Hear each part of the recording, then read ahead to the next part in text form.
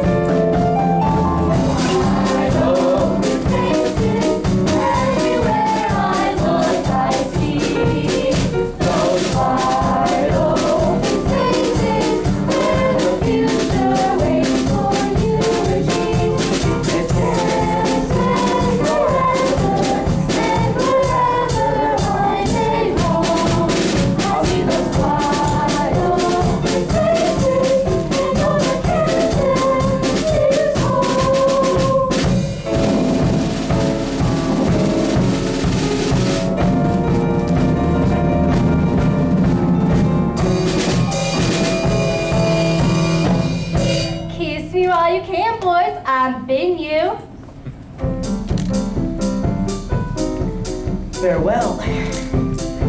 Farewell? Farewell, I'm been you, farewell. But Madam Marian, you can't leave us just yet. There's still a sharpshooting contest.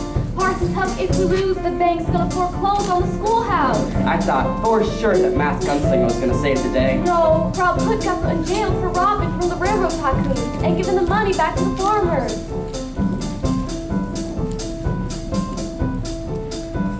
What do you say to that, Madam Marian? Would you like us to hold our horses 1 second? Hold your horses 1 second. I see someone taking aim at you. Please see your target. But he can't win. There's already a bullet smack dab in the middle of the bullseye. Why, he shot that other bullet in half. No, not quite yet. Why, he shot that other bullet in half. Look, it's Rob Hood. I wonder what face belongs to those lips I long to kiss. This face. Why, you're Alan O'Tell, that friendly lawman from the east I was so crazy about. I thought you were all done with us. No, when I finally found myself a home, a place where I belong, keep company, could watch as the most out. You can't just a stranger. Rid this place of crime and gave us some hope on ourselves. That's gonna be a tough act to follow. Well, how's this? You be my lawful wed wife, Miss Nancy. Oh, yes, I will.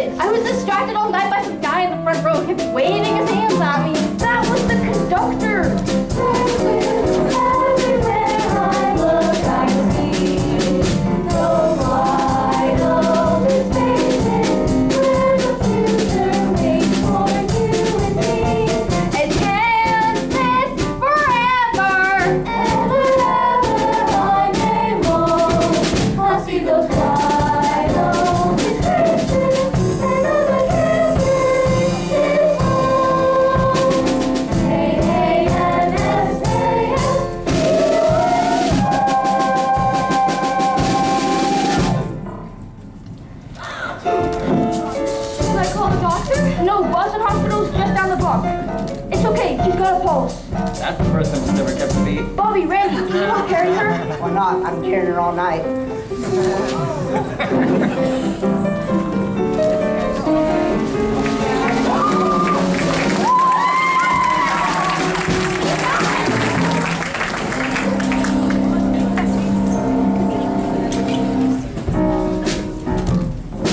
Oh my goodness. Holy Mother in Heaven. Holy crap! What? The reviews aren't good? What don't they like?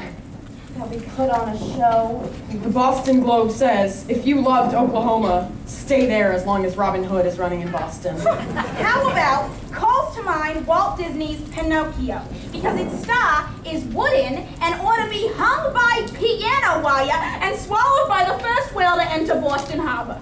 Who said that? The Christian Science Monitor. You're the producer, Carmen. I've sunk the last of my profits from my 1958 fashion line into this show. There's got to be something in the papers we can use. Well, let me consult with the writing team. Aaron, Georgia, does debacle have two meanings? No. Well, that's a shame. Critics. Who'd want to make a living by killing other people's dreams? I mean, what kind of man would take a job like that? What kind of slob would take a job like that? Who could be mean enough, base and obscene enough to take a job like that? Wait a minute, here's something in the Herald that might be good. Formerly married composer and lyricist Aaron Fox and Georgia Hendricks have provided film star Jessica Cranshaw with a star vehicle that ought to be driven off a cliff. What kind of mom would raise her boy like that? Who'd want her baby to destroy like that? Who could be jerk enough, hard up or work enough to want a job like that?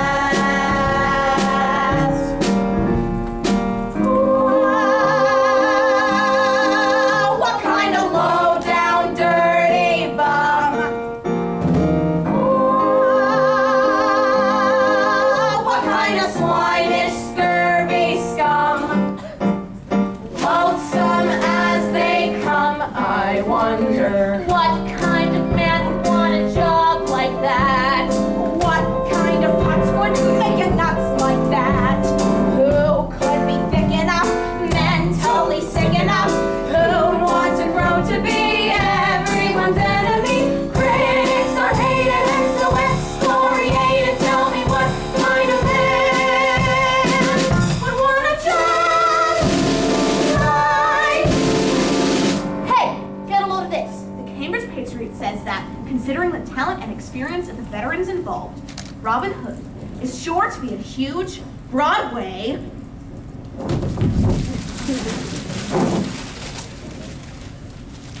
smash! What kind of genius has a mind like that? So perspicacious, wise and kind like that. Far from his mother's knee, she must be thrilled to see how he grew up to be such brilliant company. Refined and reflective, completely objective, but it is from your heart to be the man like that.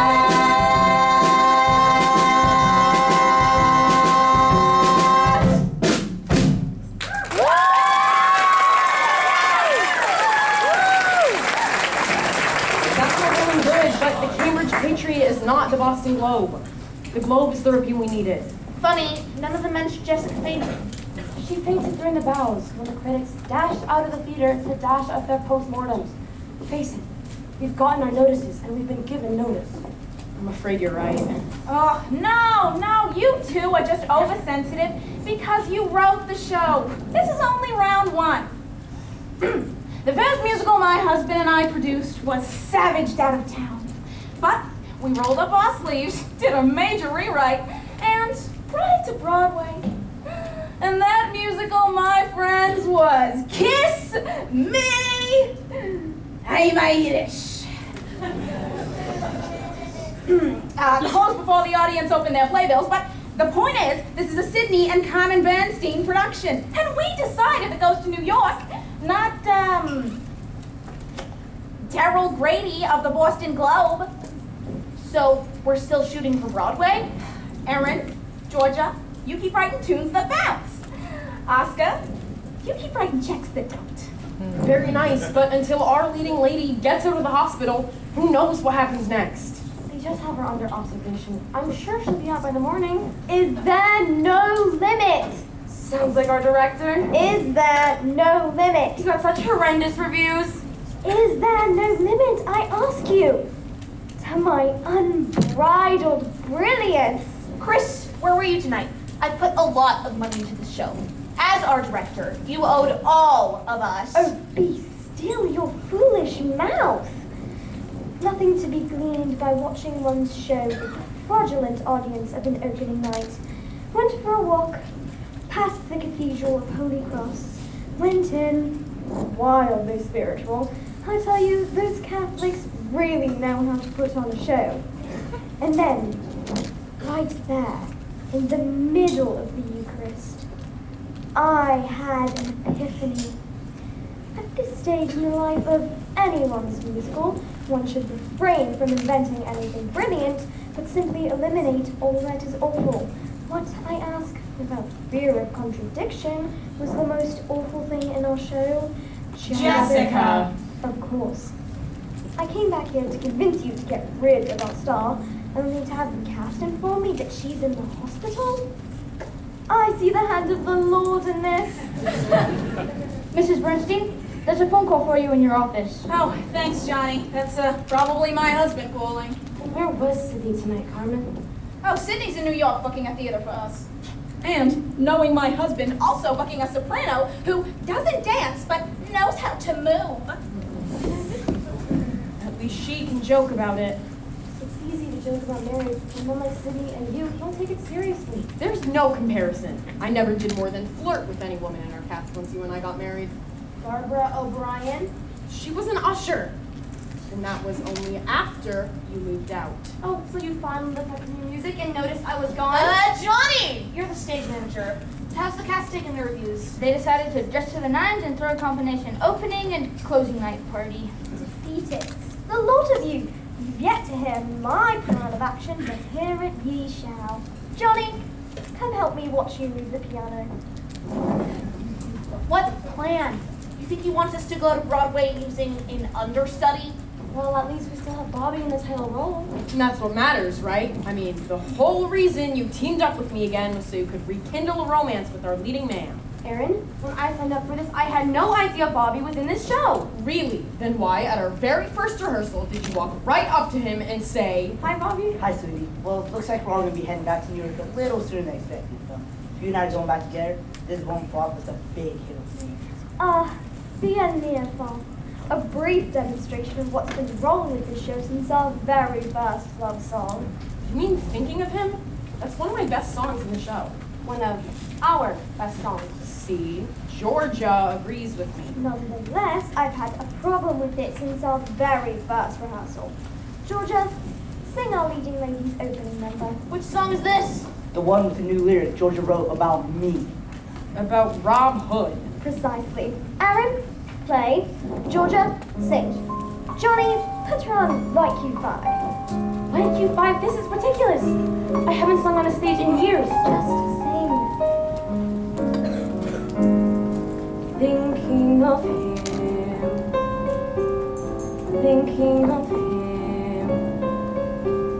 Sometimes it seems I spend every moment of my waking day thinking of him, making him laugh, sometimes making him strong, sometimes making him feel someplace in the light it is, telling him just how special he is, thinking of him, thinking of him, telling the truth when nobody's willing to tell him the truth. Fighting for him, living for him, thinking it over. That's what I think I do. Well, isn't it time? Isn't it high time? I was thinking of me.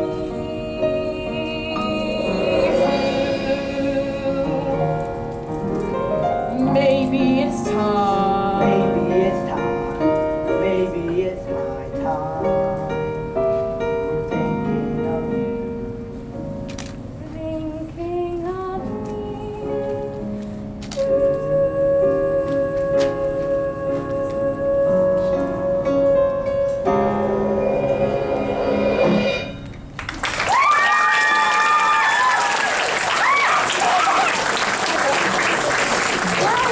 Yeah, finally figured how that song was meant to go.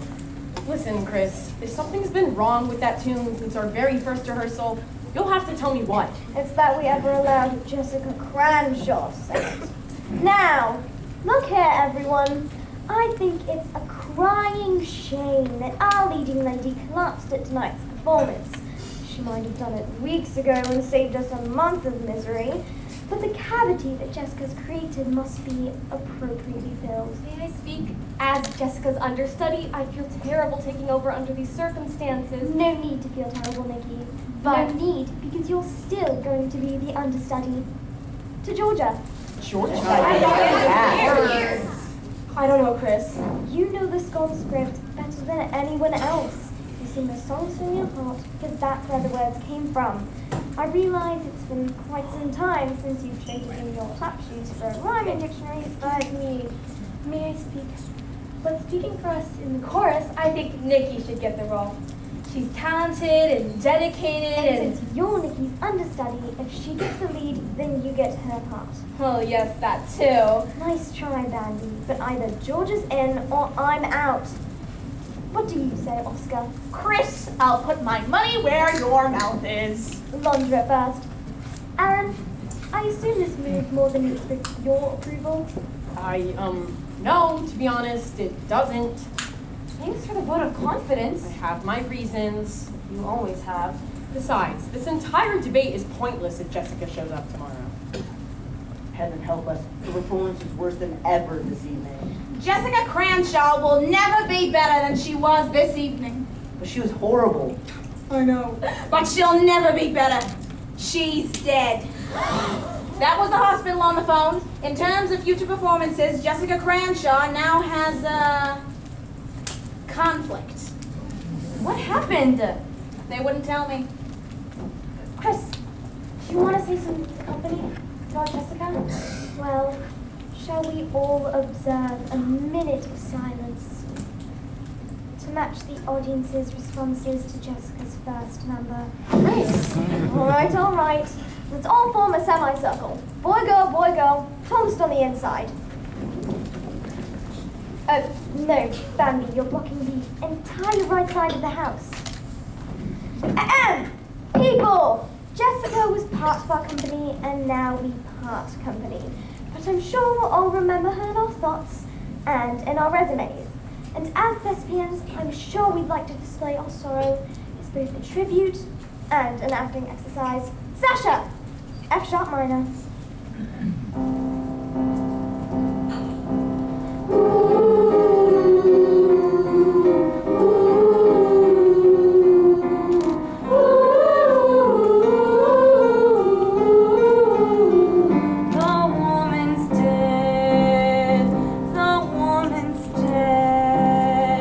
Go tell her fans to change their plans. The woman's dead. Would someone care?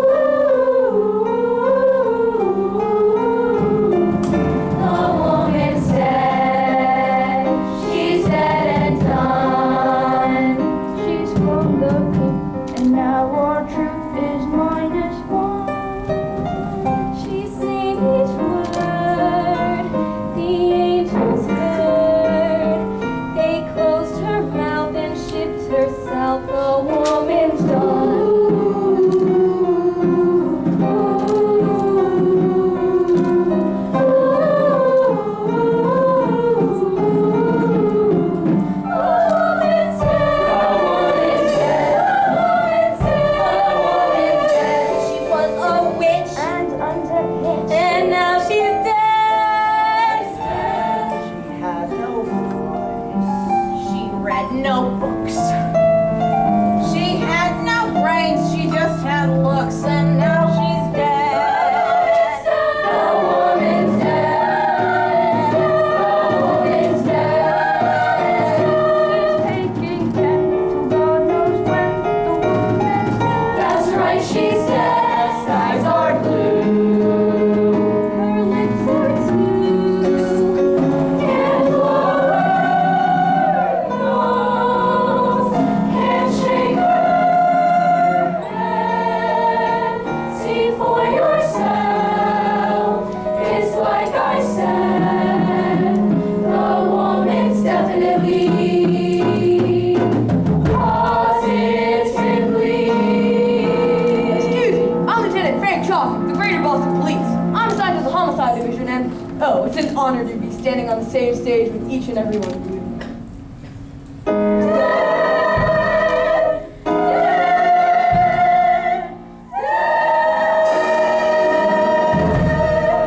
Excuse me if I've interrupted a rehearsal, but let me assure you that I don't want my own work to stop your production from reaching the place on Broadway it genuinely deserves. I happened to see your Robin Hood in previews, and let me say that, with the exception of the deceased Miss Cranshaw, you're all just such wonderful performers. And what a great score! Well, I appreciate that, Lieutenant. On behalf of my half of that compliment, thanks as well. You're very welcome.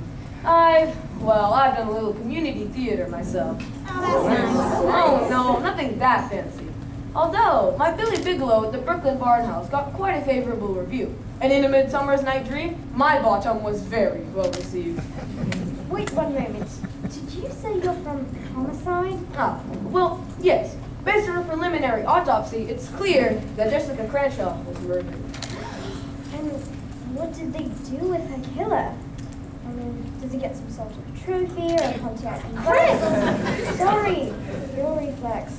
What killed her? Hydrocyanic acid, commonly used in electroplating as well as the gas chamber at San Quentin. It was in capsule form, which is why no one knew she'd be poisoned until the capsule dissolved inside her stomach, starting a chemical reaction that created her own personal gas chamber internally.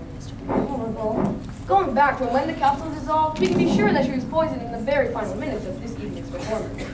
Didn't she have poisoned herself? No. Trauma at the back of her throat suggests she didn't take the capsules voluntarily. Now, may I ask who's in charge here, other than myself, of course? Permit me, Lieutenant. I'm critically acclaimed director, Christopher Belling, and I'll be blocking your investigation. Oh, I hope that's not the case, but if you do need to finish things up with your cast, please go right ahead. Company, I'm sure you'll give Georgia your support as she steps into the late Miss Cranshaw's shoes. Oh, that's brilliant. As one would expect from me. Now, all those ready to press forward with Robin Hood and Georgia, give me a show of hands. That's it? Look, people, life is full of setbacks and disappointments, but with Georgia in the lead, we've got ourselves a real shot. The show is going on. What do you say, gang? Are you with me? You know, if we leave now, we can make the last train back to New York. Stop!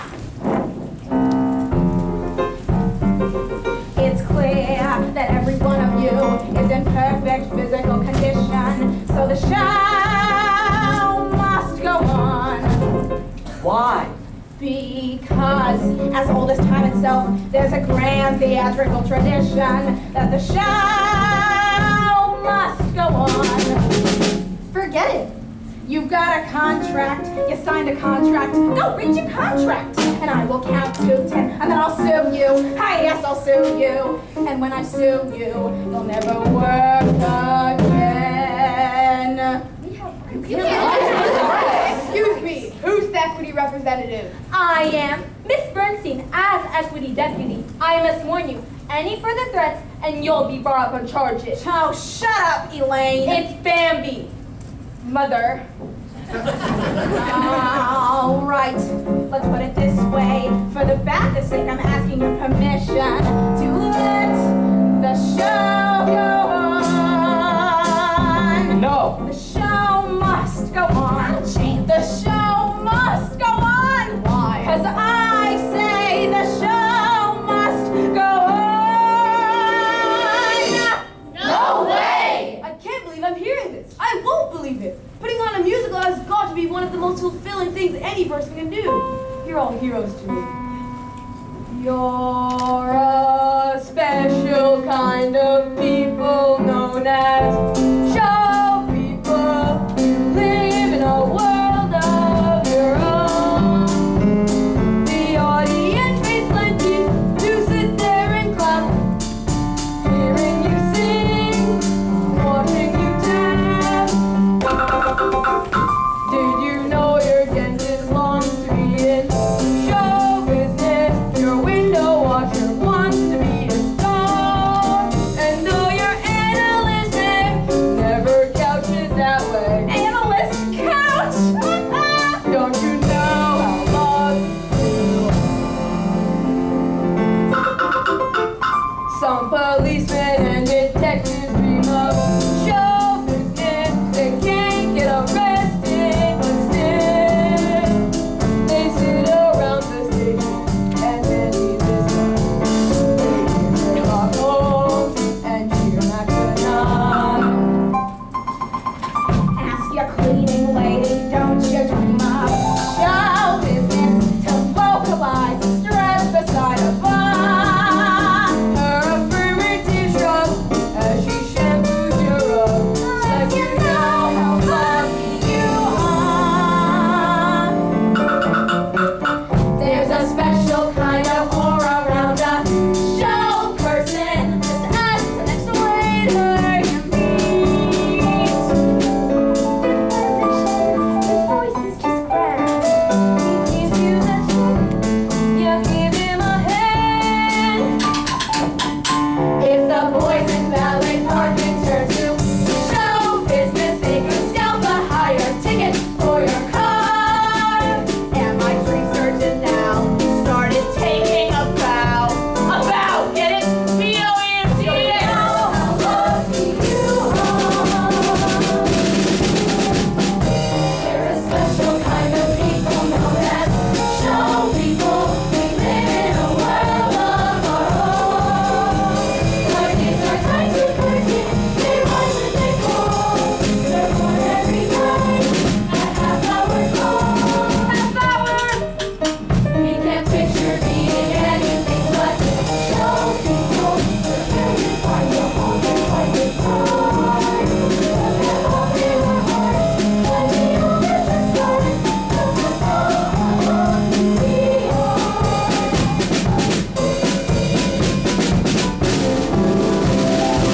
Show people.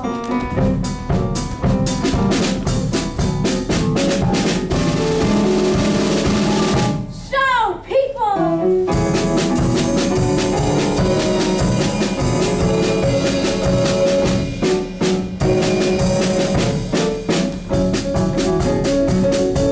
Come on, everybody.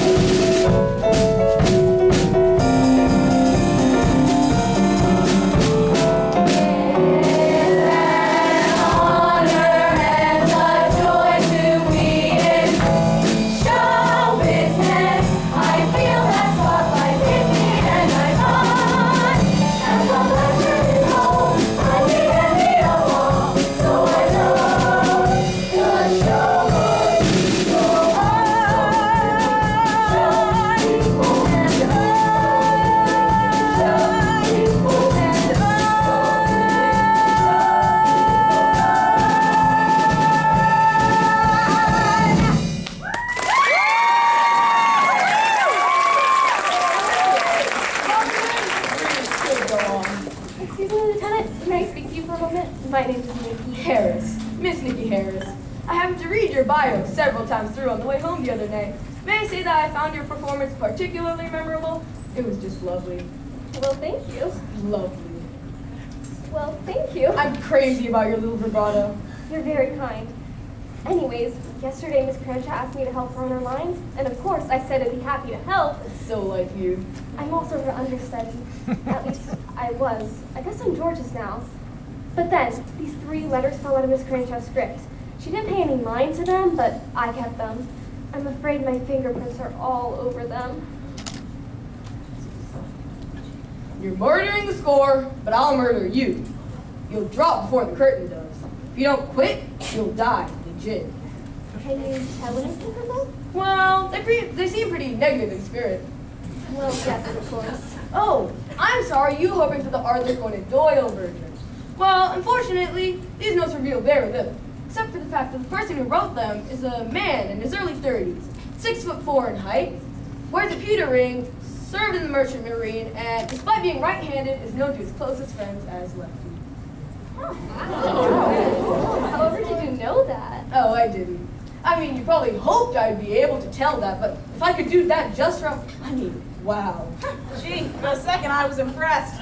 Well, what do you say we all go across the street, throw on the feed bags, and celebrate the late, if less than great, Miss Jessica Cranshaw? Drinks are out! Excuse me, this entire theater is quarantined. There are guards at all the exits, and none of you can leave. No, I'm sorry, but the entire cast and crew will be staying right here in the theater until further notice. Emergency services will bring in cots and meals. Wait a second. The talented members of this cast are entitled to a day off. The talented members, and even you, Elaine. Look, tell me if I'm wrong here, but Jessica Crenshaw never left the stage in the show's final minutes. If so, then I'm very sorry, but she must have been murdered by one of you. Look, I've never had a case with this many suspects, and I can't have each of you followed around the clock. Better I keep you all under lock and key until I solve this murder. You're taking the law into your own hands, Chaffee. Well, that's sort of what I'm being paid to do. I mean, that's why I have my own badge, my own gun. Anyway, being sequestered here will let you focus on fixing the show. Fixing? Keep your hands off me, you hear? Who's that? Sounds like my husband on his best behavior. I guess he left New York. Lucky New York. Well, well, well. Isn't this just peachy keen? Johnny, I'm still wearing my coat. Sorry, Mr. Bernstein. Sydney, it's been an awful night, I hear you, Chris. and I'm turning in my resignation. I can't hear you. How you holding up, Oscar? Oh, can't complain. That's right, you can't. Welcome back to Boston, Sydney. Well, hello there. It's me, Sydney, your stepdaughter. Ooh. Sorry about that, Fawn. It's Bambi. And last but the least, Mrs. B, my junior partner and lesser half. All right, let's get this over with, Sydney. What, you expect me to be upset? All I do is leave you in charge of opening night, and I come back to find a murdered leading lady, deadly reviews, and a bunch of officers who tell me I can't leave this theater. Looks like you arrived at just the right time for you and just the right time for me, Mr. Bernstein. Excuse me? Lieutenant Frank Shaw.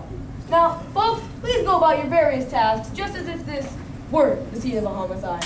Detective McNichol is waiting downstairs for all your pertinent information. So I'd like each of you to give him your name, address, and a bedtime glossy, and then I'll be speaking with each of you in the morning. Pleasant dreams, everyone. Lieutenant, I can be a suspect. I was in Manhattan when Jessica got murdered. Well, can you prove that? Well, it just so happens I was keeping company with a young actress on certain place. If I give you her name, it really could ruin her reputation. Your chivalry is touchingly convenient, Mr. Bernstein. Lieutenant, I have many influential friends in New York City. Too bad you're in Boston. And will you be needing me any further, Lieutenant? Oh, no. But I do have some additional questions for your boyfriend. I don't have a boyfriend. Oh, gosh. Miss Harris, I'd like to actually take you under my confidence regarding this investigation. Why is that, Lieutenant? Well, because if I don't, then there's really no reason for us to keep talking. Will it take me into your confidence with confidence? I've just met an opening night cast who all seemed incredibly eager to close. Well, I can understand how they might feel. They all gave up wonderful jobs in hit Broadway musicals to work here in Boston. I've never performed outside of the city, and Bambi's had to fight her mom at every turn just to be in the chorus, but the rest of the cast are underpaid and overworked, though surely not enough to drive them to murder. Keep in mind, I'm within arm's reach at any hour of the day or night. Do you think I'm in some danger? No, that was a completely unrelated thought. I suppose you live with danger on a daily basis, don't you? Oh no, most of the time it's just paperwork and procedure. Detectives have no opening night, Miss Harris. We make our entrance after the curtain has fallen to someone else's life. But it's a calling, isn't it? Like a doctor or a teacher. Or an actor. Well, I suppose you're right. I can't imagine doing anything else with my life.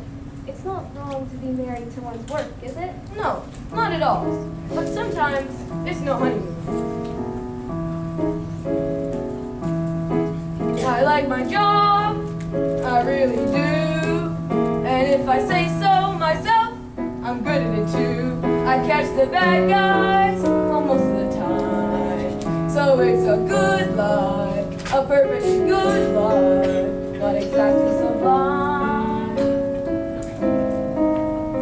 When I finish my work and I crawl into bed, I reflect as I turn out the lights that the day that's to come and the week that's ahead will be lunch counter mornings and coffee shop nights.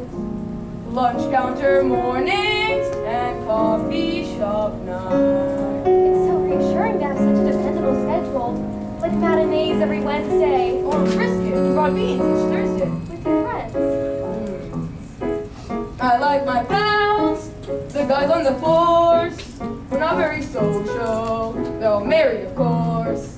Sometimes we go bowling or have a few drinks. So it's a fine life, a perfectly fine life. I give it to cling.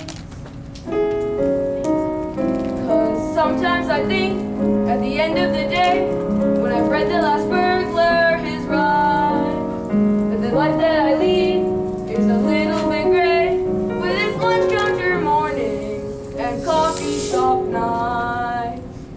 Lunch counter mornings and coffee shop nights. But your acting roles, don't they make for a change? Oh, Miss Harris, each year from the 23rd of May to the 12th of June, when I turn my life over to those Wall Street players, it's more than vacation for me.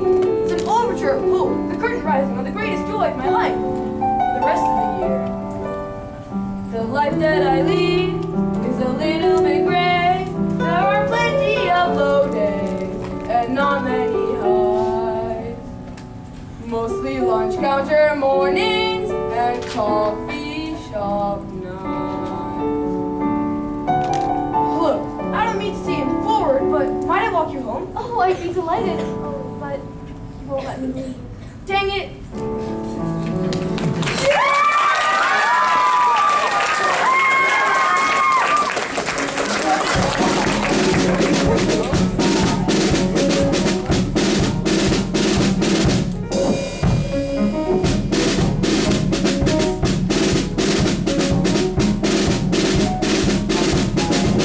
And while you chat away, your eyes will fan away.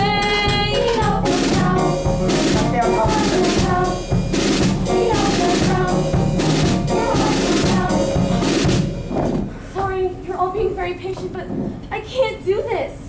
Honey, I've seen you do this. In previous life, Would anybody like to see me try? I promise to adore you always. I can go straight from a garage tape right into a split.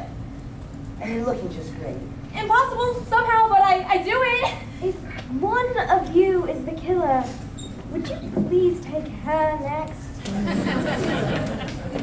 Folks, Detective O'Farrell is here with the last delivery of clothing from your hotel rooms. Claim your bundle downstairs. And in 1/2 hour, Lieutenant Chaffee will begin questioning altos and tenors. Now, Lieutenant, rising from your interrogation chamber to grace us with your presence. Thought I'd stretch my legs. I've been stuck in the green room all day. Well, at least you got to sleep in your own bed last night. Sorry about that. I intrigue you, don't I, Lieutenant? Yes, Mr. Bellet, as both a director and a suspect. Lieutenant, I got what you wanted. Oh, thank you. And did you get the clothes for Nikki Harris that I asked for? Nothing but blues and greens. It's just like you said. Excuse me, but are you trying some kind of trap for her? No. I'm trying to match her eyes. Heads up, I'm opening the upstage Curtain! Excuse me, Lieutenant Frank Chaffee. Mind telling me who you are and how you got in here? Excuse me, as a member of the press, I'm exempt from your quarantine, Lieutenant. Daryl Grady of the Boston Globe. After the review you gave Robin Hood, I can't imagine why you want to show your face here, of all places. I'm as mystified as you. The show's producers called and asked me to pay a visit. That's right. Carmen Bernstein, Mr. Grady. You have our thanks for coming by, if not for your review. Listen, I tried my level best to say something good about your production. I praised the choreography, and that young woman who played the school mom, Nikki, Paris. Well, I'm afraid it's all history now. My condolences on the loss of your star and your show. Whoa. Last week, when you interviewed me, I told you that we were going to Broadway no matter what you wrote about us.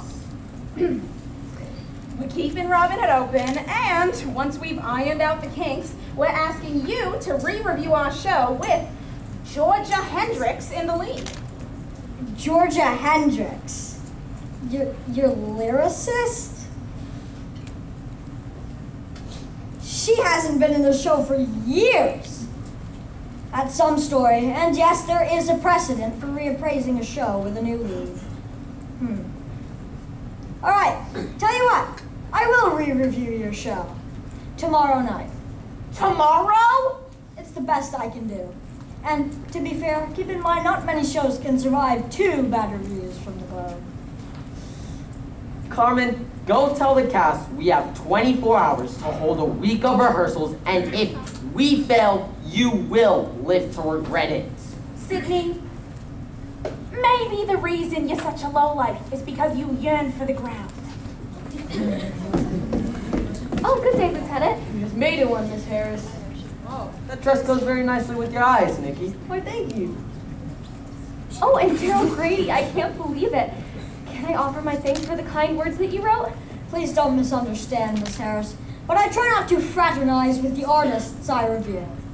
But let me say you did stand out in what was otherwise an abundantly misguided production. Mr. Grady, I thought your review of Robin Hood was needlessly cruel and way off the mark. Well, I'm not sure you know how to judge acting, Lieutenant. Well, of course, you're the expert. However, I regret to inform you that I'm now placing you under arrest for the crime of murder. What? Any statement you make can be taken down in writing and used against you in the court of law. This is insane. What on earth are you saying? I'm saying my best lines from Agatha Christie's Murder at Vicarage. I played Chief Inspector Slack for the Natick Town Players 2 summers ago. Oh, you thought I was saying that for real? Gosh, I'm not sure you know how to judge acting, Mr. Grady. Come on, Grady. I'll walk you to the door. Well, acting, Lieutenant, and not just community theater level. I mean college. Well, thank you. And how's your investigation going, if I may ask? You know, I've been going over the financial records, and you were right. Everyone here is being paid the same equity minimum. Not just newcomers like you and Bambi, but even your show's stars. Look, this is no place to talk. Let's, you and me, get out of here for a little while. You won't let me. Dang it! Lieutenant, you must clear the stage immediately. I've just been informed that I have less time to reinvent this show than Moses had to cross the Red Sea. And he has God on his side. Hey, is this true? I'm getting reviewed tomorrow. Nikki, go fetch Bambia and Mona. I have no choice but to reblock in the same boat, here and now. Oh, I've got to see this one. Why? Think something's gonna happen? No, I just really like this number. Although, What? oh, it's nothing. But All right, Lieutenant, spit it out. I can't believe I'm saying this, and shoot me with my own gun if I'm out of line. But What? I don't think simply changing the choreo is gonna help. The song itself is sort of lackluster. It lacks Yes? luster. Look, 3 women on the Arkansas River trying to get to the federal courthouse before the farmers lose their land. Great stuff. It's your classic 11 o'clock number. But the song itself, I wonder, could we hear a little bit of it? Sasha, lady, sing for me, Lieutenant, would you? Here you go, Chompy, just for you. Same boat, on the same sea, sinking inside and the tide keeps rising. Serious ship, serious sail, serious soul on the whole horizon. Still we are not discouraged. Determination, close that you're likely to win. Make it all happen, then you say, oh. See what I mean? For such a big number in the show, it's sort of mild-mannered. Strangely enough, I agree. You need a completely new composition, one that's catchier than the pink eye. Oh, you want a hit? Yes, and nothing from one of your failed shows either, Aaron. None of your eine kleine Trumpmusik. Listen, Chris, if you expect me to come up with anything, you'll have to find me a little private time with my piano and my writing partner. Well, your writing partner is now my dancing partner. And the star of the show. If she doesn't get the number for her belt tonight, we're all finished. Yes, and I need to see that very number in full dress regalia this instant. Johnny! Go tell the cast to change for the Act 1 finale for the last few bars at the bar at the Barbie Bar Saloon. Say again? I can't say that again.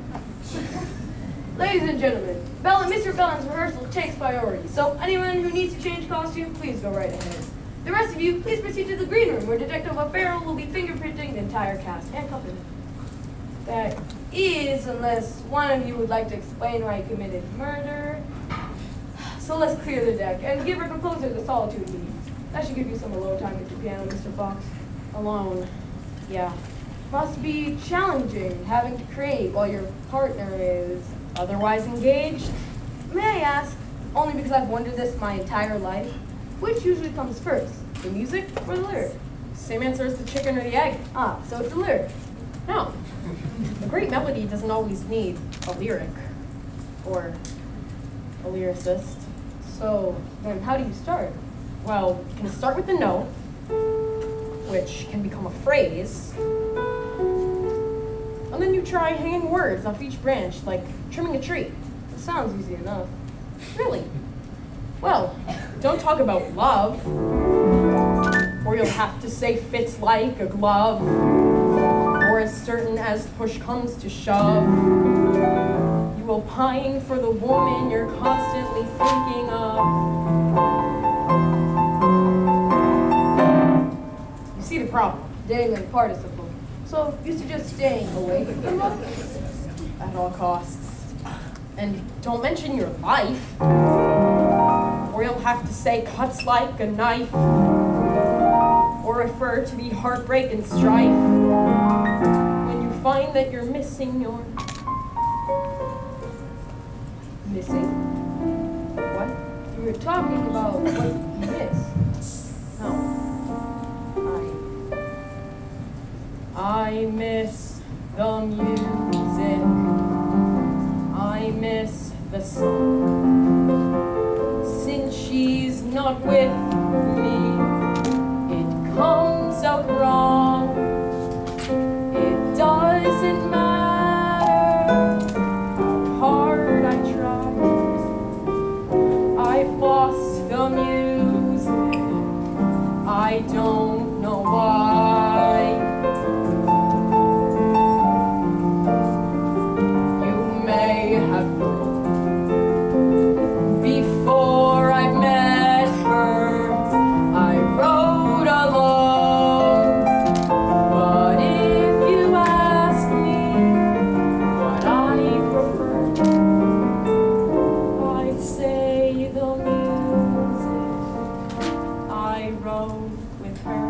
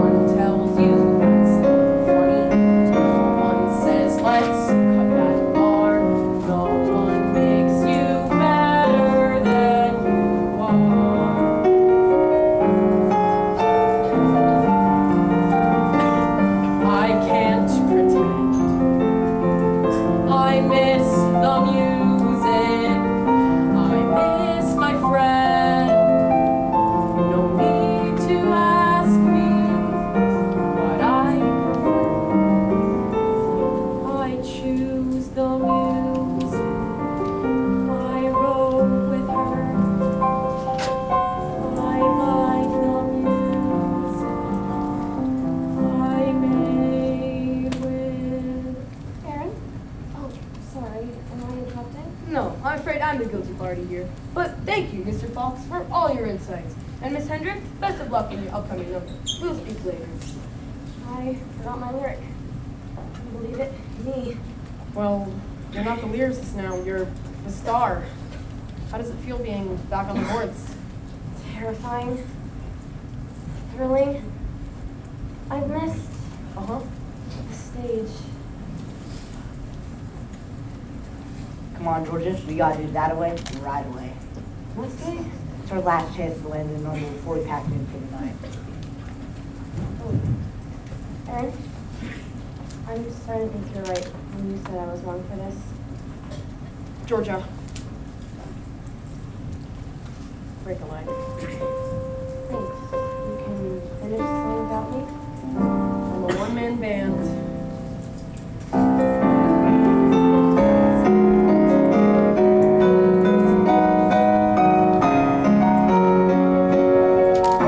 I miss the music.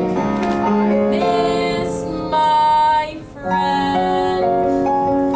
You don't need to ask me what I prefer. I choose the music. I roll with her.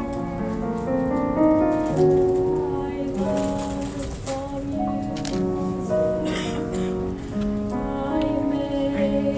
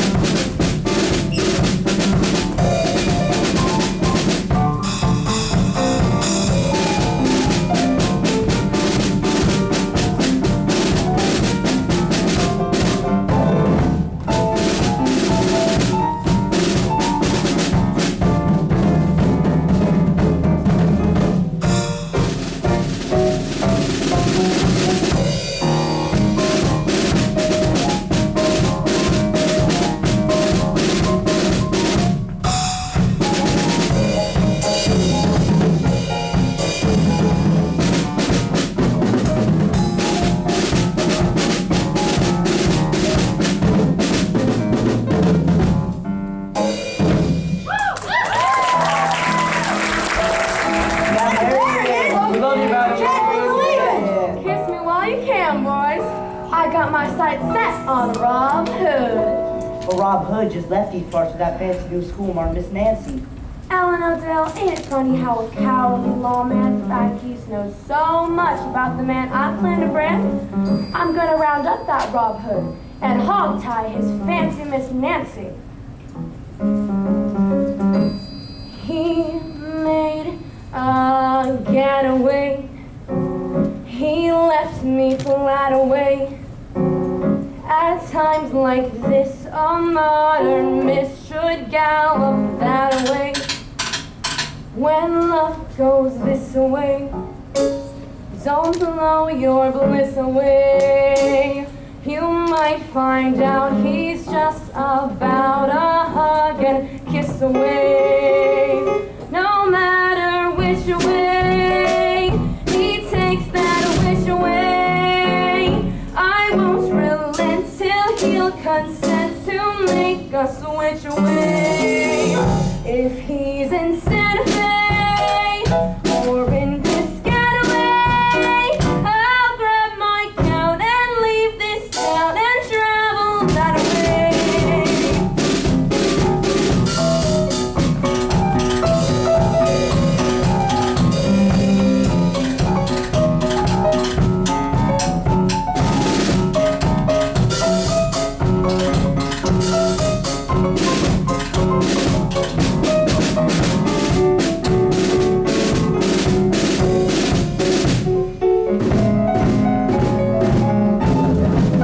If he's in Paraguay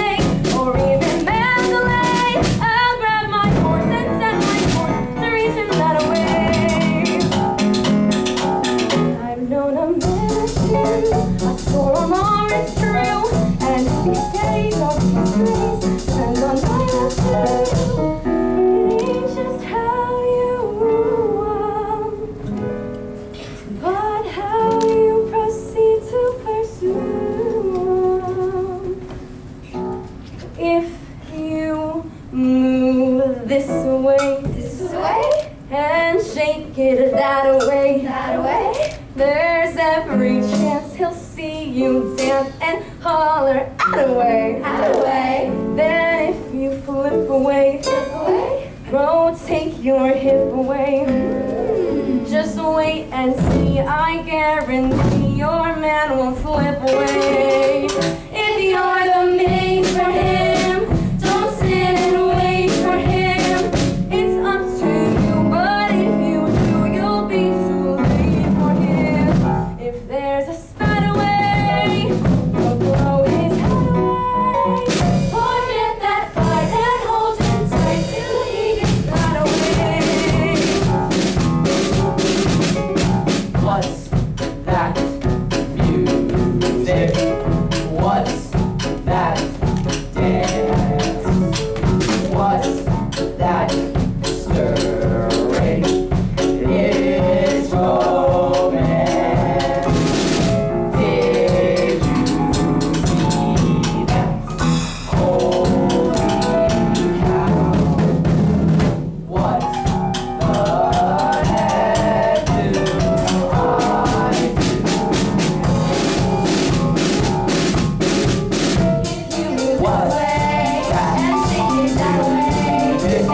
What's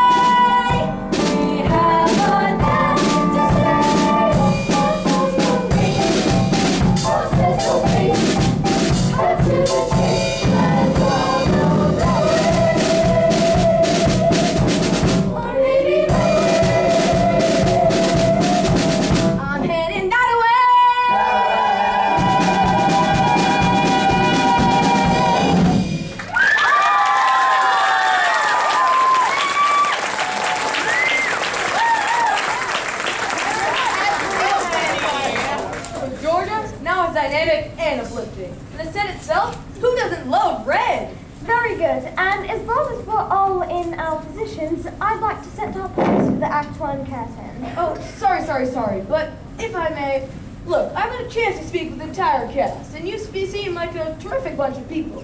However, I regret to say I've turned up some rather compromising evidence in this briefcase of mine. I don't want to point fingers, but I do have some additional questions here for the Lieutenant, an urgent call from headquarters. Oh, shoot. Mr. Belling, just go on with what you were doing. So, as I was saying, the pose for the Act 1 curtain. So if you're all... just as I thought. As you were, looks like everyone but Nikki has something to hide. There's nothing in the container, by the way. Just a container of chowder from the Union Oyster House. Is it Manhattan? Yeah, here you go. So, look, I've questioned the entire cast, made a few phone calls, and what do I turn up with? A murder victim named Jessica Cranshaw, working for a fraction of her usual firm salary. A distinguished director named Christopher Belling, who despised the late Miss Cranshaw, but still slaves to make the show work all the same right now. A dancer choreographer who turns down a chance to work with Balanchine to do a song and dance for spare change. Ex-partners in marriage and music, who inexplicably reunite, though they no longer work in harmony. A one-man bank named Oscar Shapiro, who despite having no prior interest in musical theater, suddenly sinks payment after another into this show. What does this tell me? That each and every one of you have been being blackmailed by Sidney Bernstein. Lieutenant, I'd like to think that most people have something about themselves that they'd like to keep a secret. Agreed. And I'm not here to uncover all your dark secrets, only the one that caused someone to murder Jessica Cranshaw. People, I had no idea this was how Sidney got you all to work so cheap. He's the one who handles the negotiations. Well, he won't be able to handle his way out of breaking the law. Ladies and gentlemen, you won't be blackmailed anymore. But you're all still murder suspects. Now, get to work. You may have joined the show for the wrong reasons, but you're going to finish it because you have a contract. And don't forget it. And because Oscar deserves a return on his investment. Thank you. Because the best way for me to solve this show is to keep the heat turned up in this pressure cooker of a theater. And lastly, because this could be a really good show. Take it, Chris. Very good. So, company. Heads up, we're striking the set. What? Julie, no, I'm not finished. I still have yet to fix our pose. Sorry. Never mind. Let's just have the last 4 bars. Bobby! 5, 6, 7, 8. I'm heading that way!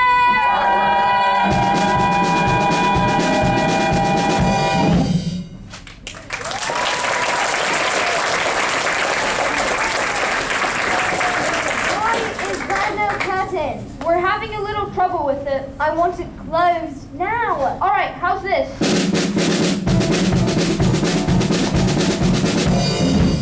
Did you see something go up when the curtain closed? Oh no! Open the curtain, quick! Curtain! Close the curtain! Curtain!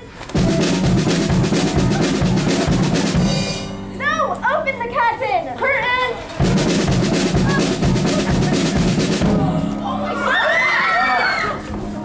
I think we fixed the curtain. Better make it a blackout.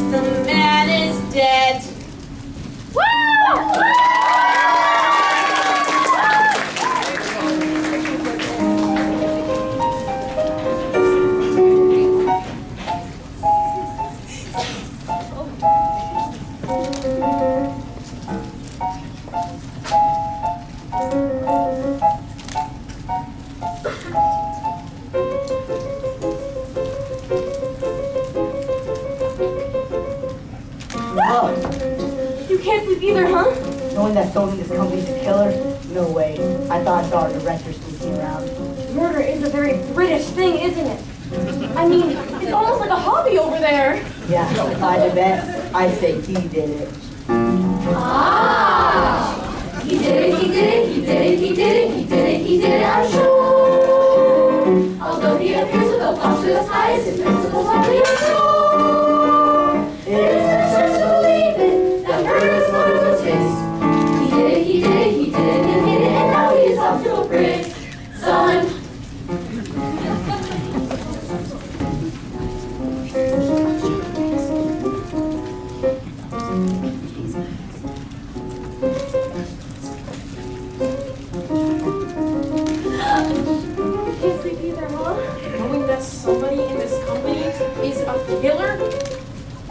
Bambi sneaking around. You know, maybe she or Jessica, so you take over the lead and she could get your part. That's silly. She should have just killed me. I never said that. If you ask me, she did it.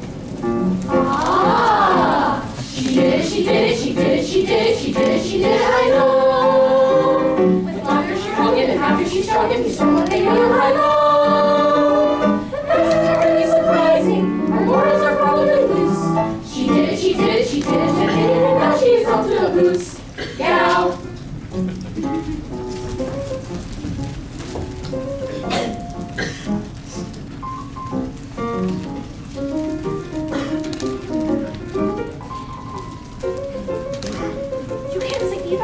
Knowing that someone in this company is going to change my blocking? I thought I saw Barney and Georgia sneaking around. Yeah, the songwriting teams are always plotting how to do with the director. They're all quite mad. I could easily believe they did it. Ah! They did it, they did it, they did it, they did it. I've worked with those losers before. They went right ahead and they slaughtered two people the same way they slaughtered the score. Their future is not worth a thing. They did it, they did it, they did it, they did it, and sounds like it's going to sing, sing. They did it, he did it, they did it, they did it, they did it, she did it, I know. She did it, she did it, she did it, I know. Although he appears to go back right ahead, it's not that she probably doesn't have to be started to school.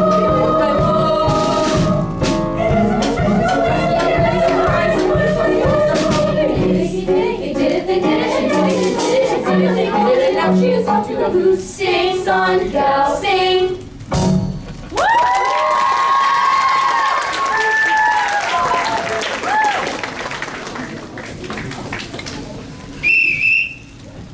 Come on, boys and girls, rise and shine. We'll start with the new version of In the Same Boat. The breakfast orders are waiting downstairs, and Lieutenant Chalky is here. Morning, folks. Welcome back, Lieutenant, to your marathon production of No Exit. I've just come from Sid Bernstein's autopsy. Did they try to stake through his heart? Just to play it safe. Not in front of his widow. Very worthy of Carmen. You all sat out for breakfast and nobody thought to tell me? Well, let's at least be considerate of his daughter. Stepdaughter. And even if I was his own stepflesh and stepblood, he was as cold to me as he was to my mother. Breakfast is gonna be cold if you don't eat now, folks. Well, at least this time all of us have an alibi. Everyone was standing around the stage when Sydney got the old TiVo. No. The coroner said that Sidney was struck on the head behind the stage.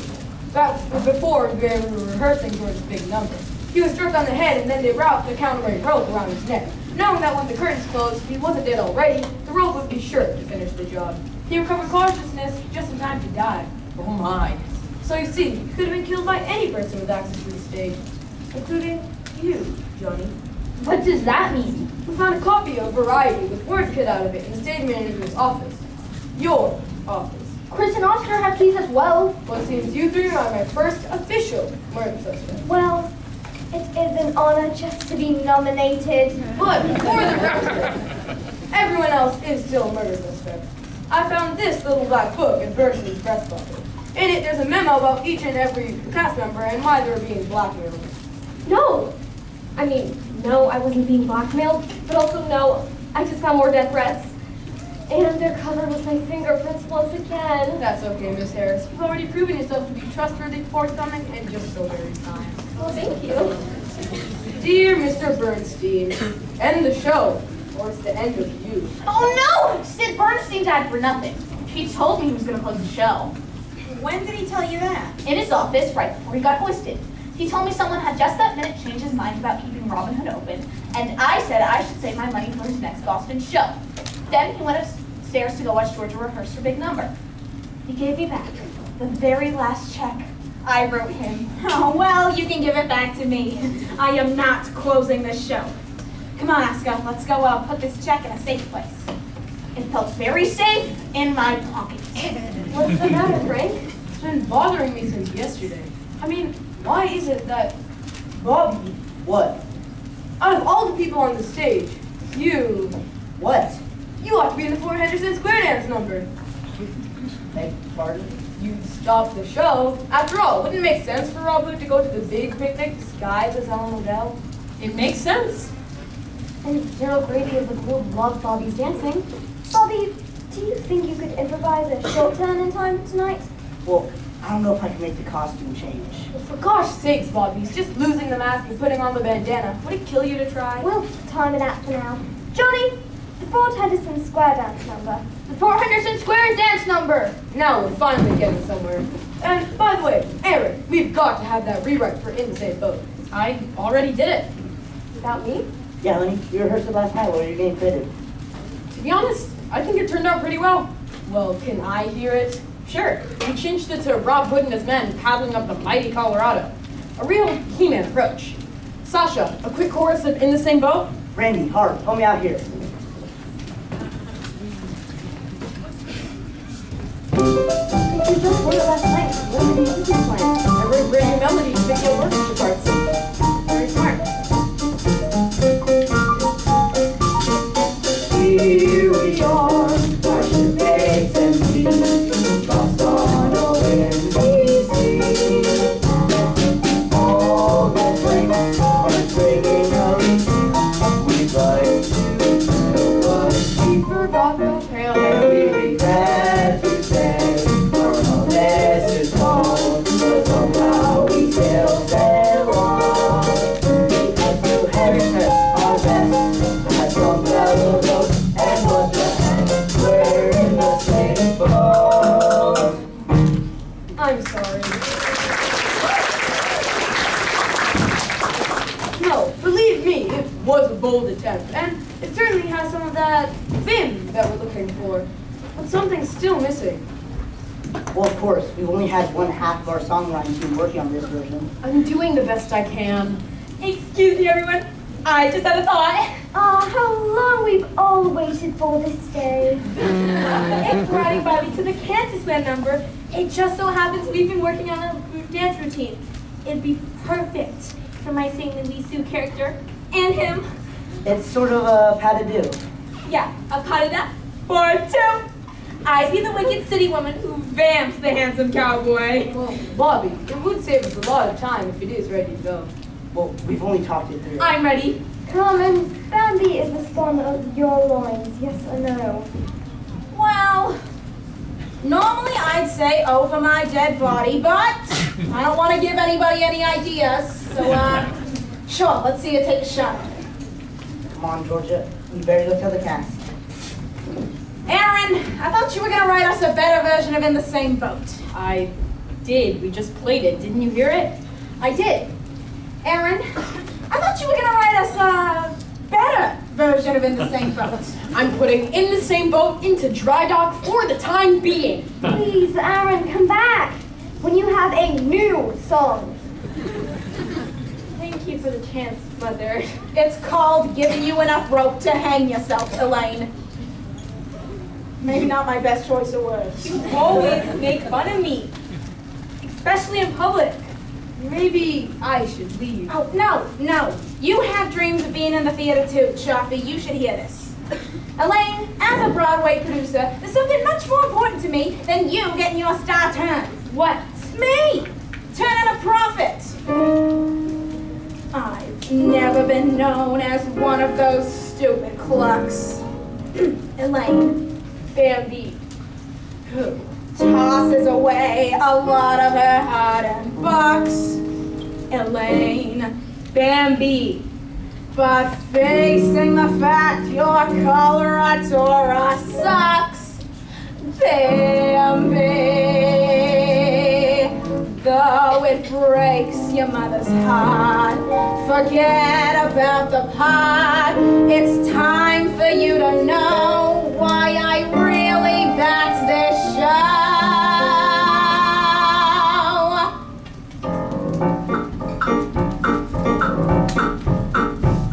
You asked me for my motives, well, you needn't be so smart. It's a business.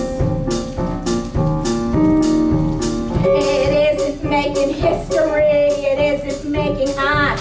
It's a business. Shaw and Ibsen, take them away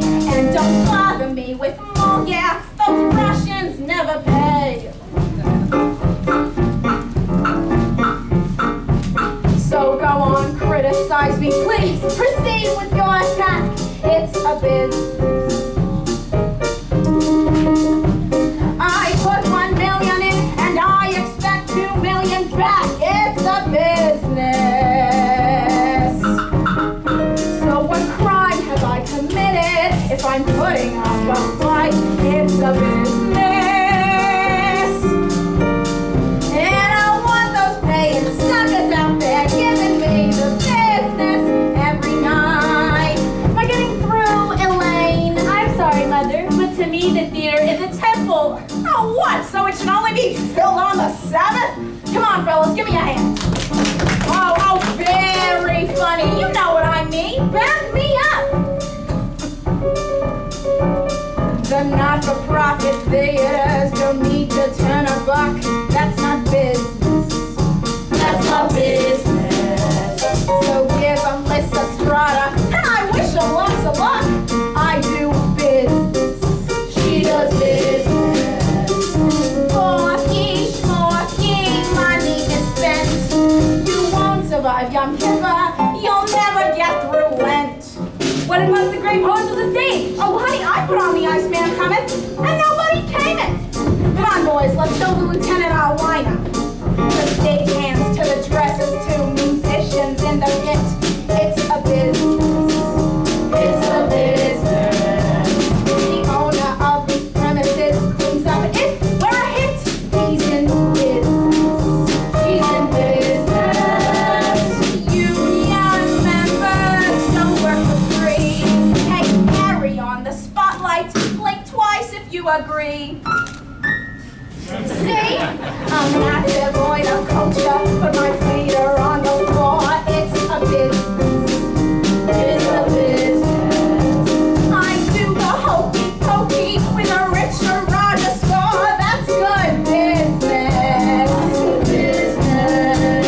Yes, green's my favorite color, and I don't mean on the grass. It's a business. And the show's my business. Yes, I'm good at doing business. And if you don't like my business, please blow it out your business. It's a business.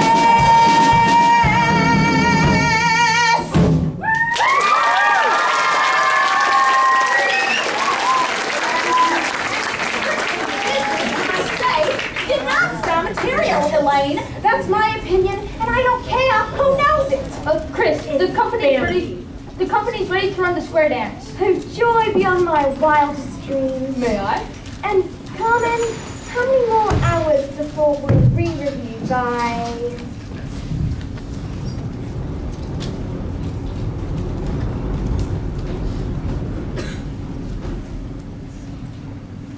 How many more hours until what? But I can't seem to think of his name. Daryl Grady of the Boston Globe. Ah, Grady. You're not what I was expecting. But then again, I've never actually seen a picture of you. Complete anonymity is a critic's best tool. Well, I suppose I shouldn't bite the hand that slaps me, but it is unethical to review our rehearsal. You forget, I report on theater as well as review it. Your show is news, and I'm setting aside my customary professional distance to interview members of your company down in the green. With your permission, Miss Bernstein. Free publicity, Carmen. Poor Sidney. He would have died to get this much press. And he did. The green room is yours, Grady. Very well then, company. Places for Fort Henderson's square dance number. Bambi auditioning a new section with Bobby. Whew, this I have got to see. Keep all your fingers crossed. So let us follow the yellow brick road in the wrong direction all the way back to Kansas land. Sasha, yee-haw.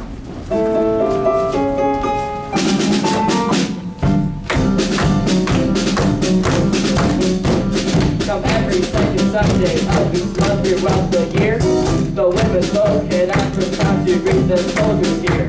We bring the pumpkin fiddle. Yeah, that's all these ladies share. There ain't no chance for romance when the church is strictly square. In Kansas land, in the storm we never stray. 'Cause in Kansas land, it's perfect in the month of May. Kansas land, don't shake the sassafras. 'Cause in Kansas land,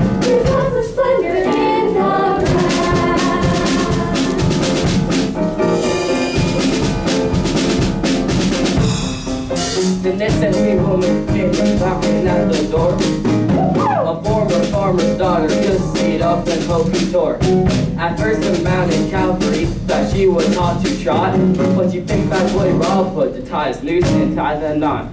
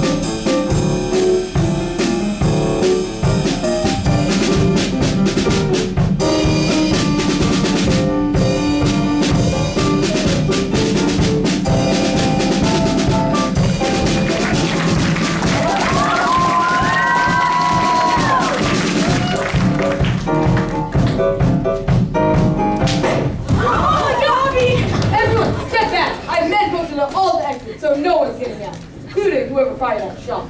Bobby? Hey, I'm bleeding. Looks like it's just a crease wound. Did anyone see anything? Those of you who were watching, were you with anybody? So everyone, go back to where you were when the shot rang out.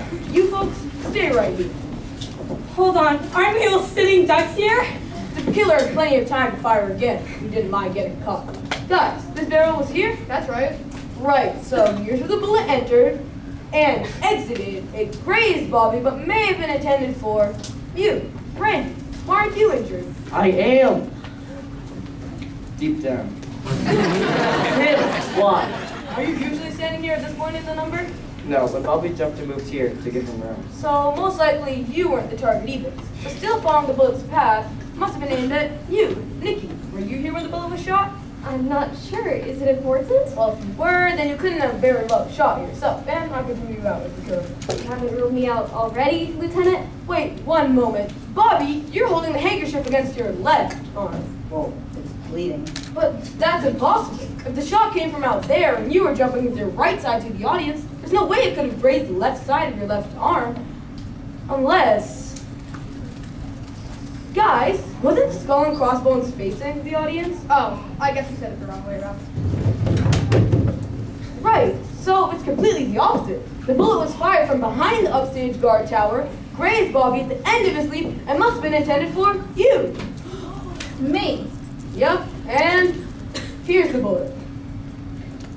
But that would mean that the shot was fired. By someone on this stage or behind that scenery. Those of you who were off stage, were you with anybody? Not me. So, I guess the only people who couldn't have fired the shot are Carmen and Sasha, because they were both downstage. By the way, don't you think Bobby should play his dance much farther downstage? I was planning to have that same idea. I guess we're gonna have to search everyone for a gun. There won't be any need for that! She did it! She did it, she did it, she did it, she did it. That Nikki is tricky and slick. Please, stop that. Nikki, what are you doing with that? I found it over there. It's automatic, so I guess it can't be used as a prop in our Western story. At least my fingerprints won't be on the evidence this time. There's tape wrapped around the handle and the, Breaker. Oh gosh, I might have killed you, Frank. Hand me the gun very slowly. Well, I have something to say to whichever one of you tried to knock me off. Knock it off! Lieutenant, Yes, Johnny? we're way overdue for a break. Oh, sorry. Back in 10, everyone. We're clearing the set. Shafi, you're gonna protect me, right? There's already been 2 murders on this stage. Great. if you count the integrity of musical theater. You couldn't be surrounded by more police than you are at the moment, Mrs. Bernstein. You should get something to eat, Mother. If you want, I'll taste your food for you. You have no taste, Elaine. I've seen your makeup, your closet, and your boyfriends. And I've seen a couple of your boyfriends in the closet with your makeup. You always make fun of me, especially in public. I thought I did pretty good in that last number. Oh, big deal considering the 15 years of ballet, jazz, and circus training I paid for. My professional opinion is that you just don't have what it takes. Oh, I'm sorry, but you volunteered for this life. You dyed your hair, changed your name. Why of all the names on earth would you pick Bambi? Because in the movie, Bambi's mother is shot to death by Hunter. Oh, somebody just tried to do that to me, sweetheart, and I noticed nobody's ruled out you. Come on, Oscar, I got the keys to the lobby bar. I'll fix us something to drink. You know, despite what your mother says, I thought you did pretty good in that Kansas number. Thanks, Lieutenant. I really appreciate it. No, please, I should be the one thanking you. Maybe your dance really was good. Yeah, better than I could imagine, kiddo. Just like I told you, Bobby, just give me a chance and I won't let you down. Don't pay any attention to what your mother says. I just know I can paying you in the show because of nepotism. I guess that's pretty obvious. Believe me, Lieutenant, Bambi isn't a girl in this track who's used personal connections to help her career. What do you mean by that? Sorry, a stage manager is equal parts psychiatrist, mother hen, and father confessor. What anyone in this class shares with me, I consider privileged information. And besides, what I know, Lieutenant, I don't think you wanna. Oh, Georgia, there you are. Oh, Aaron, good. I've been meaning to talk to the three of you about Bernstein's little black book of black humor. In it, he wrote a memo about each and every cast member and why they were being laughed at. However, there weren't three noteworthy exceptions. You, and you. Going by this book, Bernstein had nothing on you. Yet if you look at the financial records, you three are getting paid the same raw deal as everyone else. So why is it that you're working for such low money if you could be doing so much better elsewhere? No one has anything to say? I mean, can you really blame us? If I recall, one of those death threats said, make another sound and you'll end up underground. Exactly. But, Georgia, I never said that particular death threat out loud. What? The only people who could have seen it are Nikki and the late Jessica Cranshaw, and the person who sent it, of course. Well, then I guess Nikki told me. I told Nikki not to tell anyone. I didn't, Frank. I told you I wouldn't, so I didn't. Well, then I'm sorry, Georgia, but I'm gonna have to book you under suspicion of murder. You're Hold on a joking. second. What are you saying? Nikki, will you be able to go on tonight? Oh, I get it. You're trying to boost your little sweetheart's career. My relationship with Nikki Harris is purely that of a police investigator and possible suspect. No, it's not. It's not? No, I'm really liking you, Frank. Oh, it's reciprocal. I can assure you. I'm very glad to hear that. I'm more than glad. I was doing something. Arresting me? For murder? Yes, it makes perfect sense. Jessica Cranshaw's death. Please don't forget what we were saying. Jessica Cranshaw's death gave you the perfect opportunity to star on Broadway. And when Sid Bernstein tried to close the show, his death kept your chance alive. Miss Hendricks, you're gonna have to come with me. Hold on a second, Lieutenant. I'm who you want. You're confessing to the murders, Mr. Fox? You heard me. Well, it's not a simple thing to retract. Think about what you're doing. I have. This is a great thing going on in your life. I'm not important right now. It's all very noble and all, but yet you're on record for being dead set against Georgia taking this role. No, I just said that because I knew if she took the part, she wouldn't have time to write with me, be with me. That's how Cindy got me to work for nothing. It was the only way I knew to be near her again. Stuck out of town, hunched over a piano every night. Who knows what could have happened? But that's how Cindy got me to work on the show, Aaron. I wanted the same thing. You did? I do. But you and Bobby, No, forget that. I don't understand. I didn't want you to. Not until I know how you felt. So you seem as preoccupied as ever with your music. Because our songs were the only place you and I were still together. Aaron, you said our songs. Our songs. Our life. What was I thinking when I used the away? Oh yeah. I was thinking of me. lonely of me. What was I thinking, spending each moment of each waking day thinking of me, shutting you out, sometimes making you wait, sometimes too self-important to say how I need you.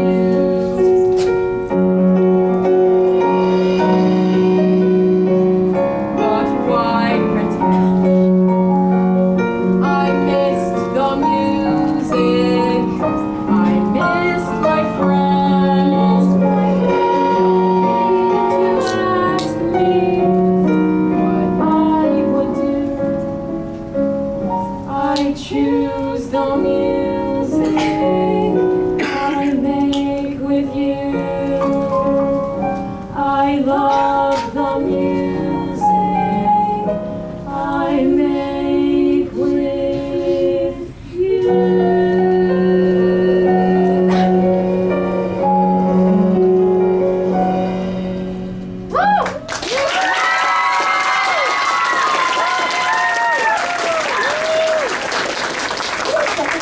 Bobby, you know how I knew that was truly death threat. You showed it to me when you were questioning me. And you were gonna charge me with murder? Oh, guess the joke's on me then. Lieutenant, I hereby officially unconfess to everything except being a fool. Aaron, our director needs to see you on the double. I'm excused. Go. I'll see you downstairs. Partner? Partner.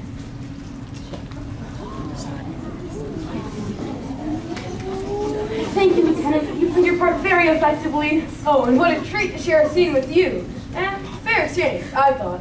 You got Aaron to show his cards, and I got the answers to why both of you came on board with the show. You and Georgia staged that? Yeah, it was her idea. A good one, I thought. And Bobby, you've been playing a part in it too, haven't you? I plead guilty to impersonating Georgia's devoted lover. When we first started rehearsals, I asked Bobby if he'd pretend we were involved again. See if I could stir up something, anything with Aaron. Good job. Thank you, Bobby. I'm so grateful. Just a polite reminder, you're all still murder suspects. Right. Now, Bobby, I may have gotten the answer as to why Georgia and Aaron both came on this show, but I still don't know your reasons. I always wanted to get the performance of a lifetime. Oh, as if fooling Aaron as if you were in love with Georgia. No, fooling Georgia and acting. There's nothing I wouldn't do for her. Except commit murder. Even that, if she asks me.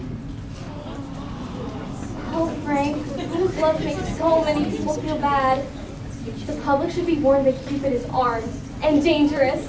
Maybe romance should be left strictly in the hands of the police. If we're talking present company, I vote yes on that proposition. Oh, Miss Harris. Please call me Frank. I mean, please call me Frank. May I be bold? I already know you are. I never believed in that whole some enchanted heathen thing. Until now. The first time I saw you, there was a blue wash on the stage, and they hit you with big special. It was just like a musical, huh, Frank? I thought, Nikki, I thought to myself. You and I, we could be a tough act to follow and to see special people doing special things, running anything, anywhere. You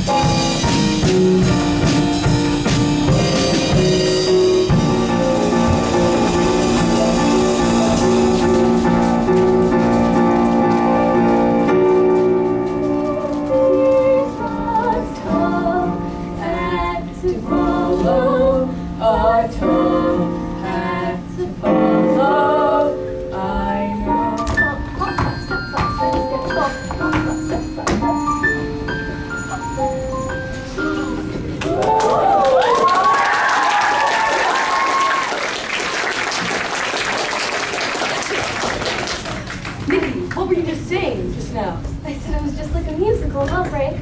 No. Nikki, what did you just say? It was silly. No, please. I was imagining that you and I were dancing together, just like Marge and Gower Champion. Me too. Isn't that crazy? Both of us having the exact same fantasy at the exact same time? And yours, which one was I? Gower. Me too. And the song we were We singing, make for a great opening number. actually, more like the finale. Would you like to go out? You won't let me. Dang it, I keep forgetting. And I can't make any exceptions, even though you're exceptional.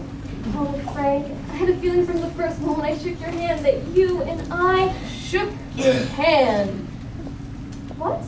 Shook your hand. Nikki, I think it's time you told me what Bernstein had on you. Nothing really. Unlike the rest of the cast, I actually want to be in the show. I've gotten some really great reviews here in Boston, and this is the closest chance I've ever had at Broadway. You know, Johnny hinted that someone in this cast used their personal connections to get this far. And I wouldn't like knowing who it is. He didn't mean you, by chance. Every show has its gossip. Oh, gosh, Nikki, you didn't say no. Who is it? I made a promise to someone that I wouldn't talk about it. I don't break promises. You know, in Bernstein's notebook, next to your name, he wrote a great big 0. I'm glad. Or maybe it was the letter O.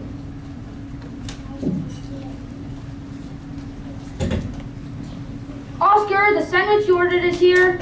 For crying out loud, Nikki, you have to get into your costume. Sorry. Johnny, I need you to tell me everything you know about Nikki Harris.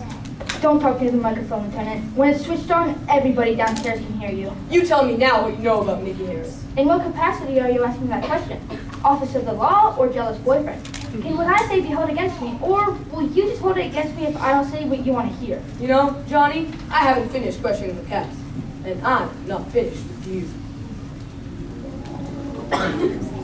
Bring in the storm drop, will you, Ben? Deck it. Nice and easy, I'm right underneath it.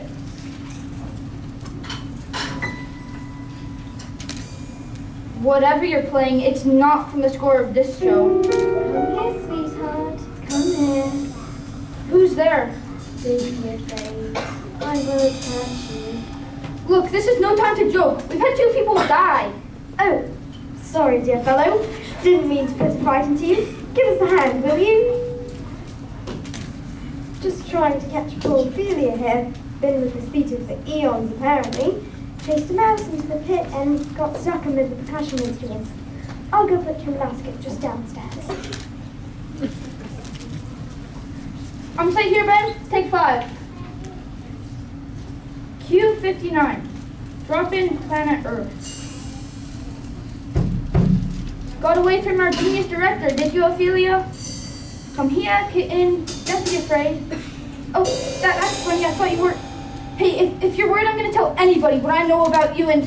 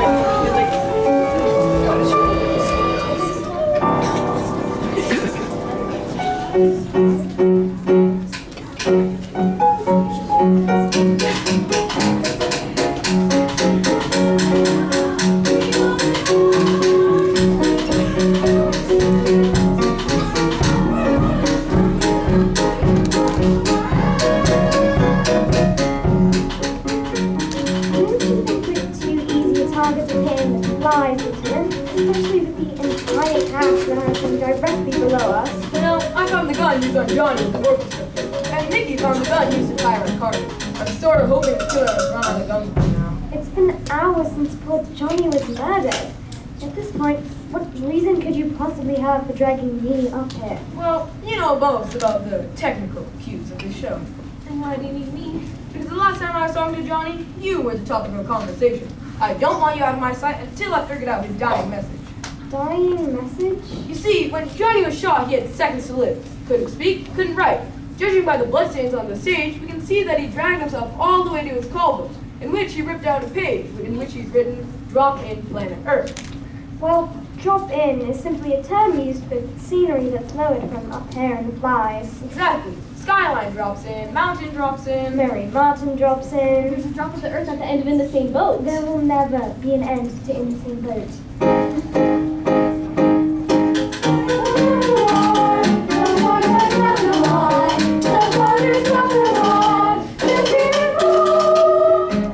Listen, they're rehearsing now. Same with the bloody orchestra part, third new melody, collect the entire series. Wait a moment. That's it! I think I've solved it. Come on, we must get down from here. This way, retreat after me. Frank, are you coming? You go ahead. I'll be right along. Careful, Frank. The killer might realize you're onto him. Yes, but while I'm up here, I might as well see what's written on the side of this drop. Planet Earth. Nikki? Wow, isn't it crazy how you can be totally stumped about something until it suddenly hits you?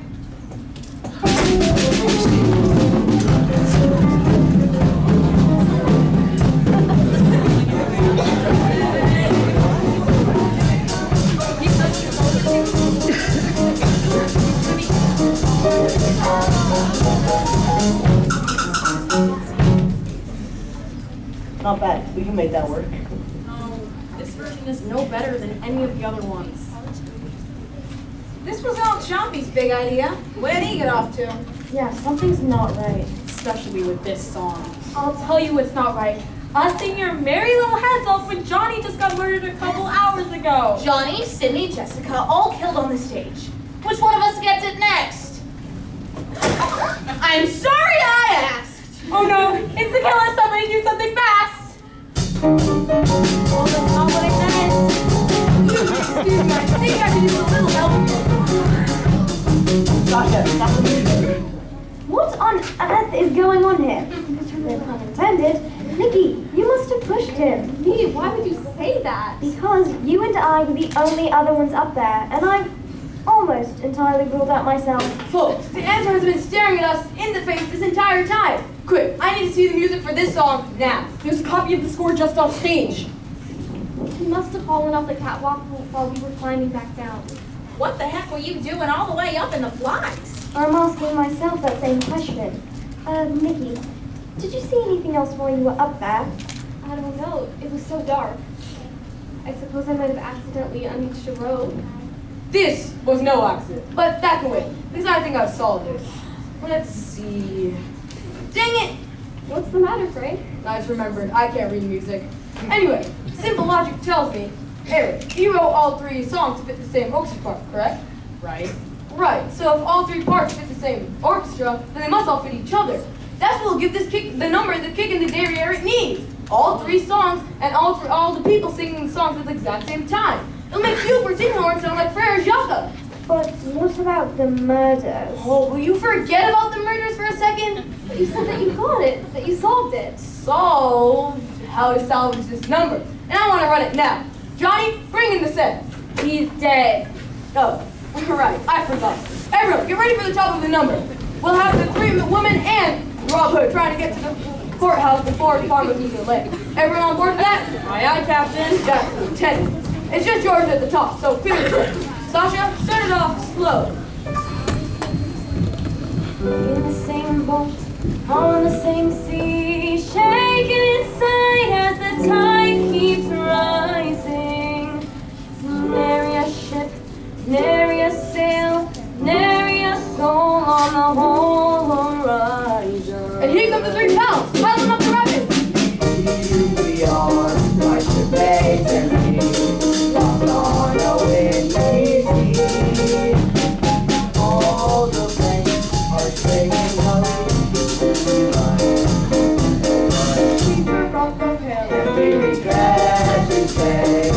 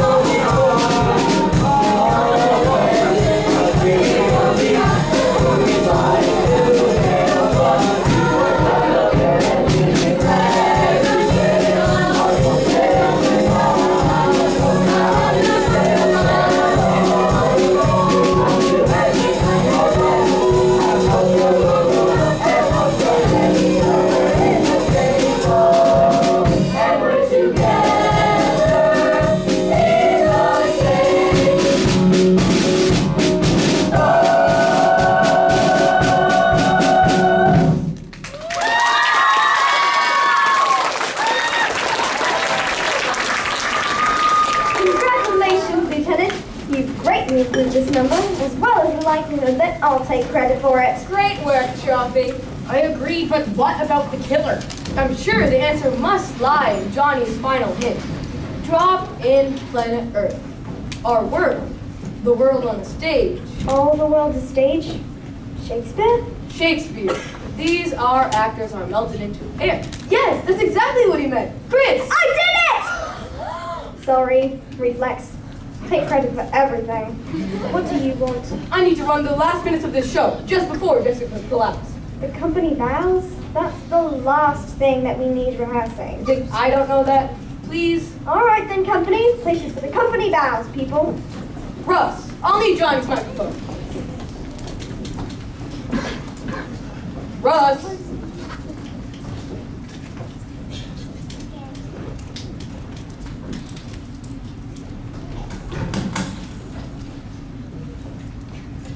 Thanks. Now, Nikki, look, I have a way to end this quick, but it may involve putting you in some sort of danger. You do whatever you need to do, Frank. Folks, I have a little announcement to make. Nikki and I are getting engaged. Yes. We'll be leaving the show at the end of the Boston run to create the role of Mrs. Lieutenant Frank Chaffee. Now, could we please run this from just before Jessica took her bow? Congratulations, Lieutenant. Thank you. We're very happy. Carmen, Oscar, Aaron, you said you were watching from that night. Watch for me. Tell me if you notice anything different. Sasha, go.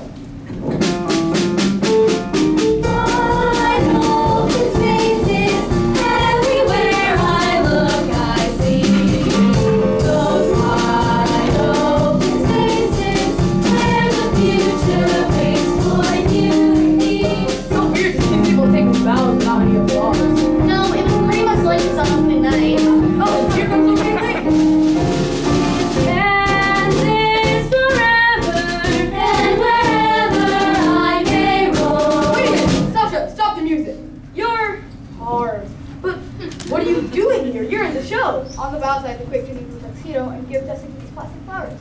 She demanded a bouquet after every performance. She also requested we play the Star-Spangled Banner to guarantee her a standing ovation. Yeah, I'd come down the aisle and give these flowers to Jessica. So you change it into a tuxedo, come down the aisle, and hand the flowers to Jessica. And what would she be doing? Well, she'd be singing. I see. And did anyone notice anything different that evening? Well, Lieutenant, now that you mention it, when Jessica took the flowers, she held her hand up to her mouth like she was covering a yawn? Or like something had just struck her throat? Well, when you put it that way. I saw that too. It happened right after she took the second bouquet. I'm sorry, second bouquet? Jessica got 2 bouquets on opening night. Oh yeah. One from Harv standing there, and one from someone standing here in this aisle. He was wearing a tuxedo, but the flowers were covering his face. Yeah, I noticed that too. I just figured Carmen had hired an extra hand to help with opening night.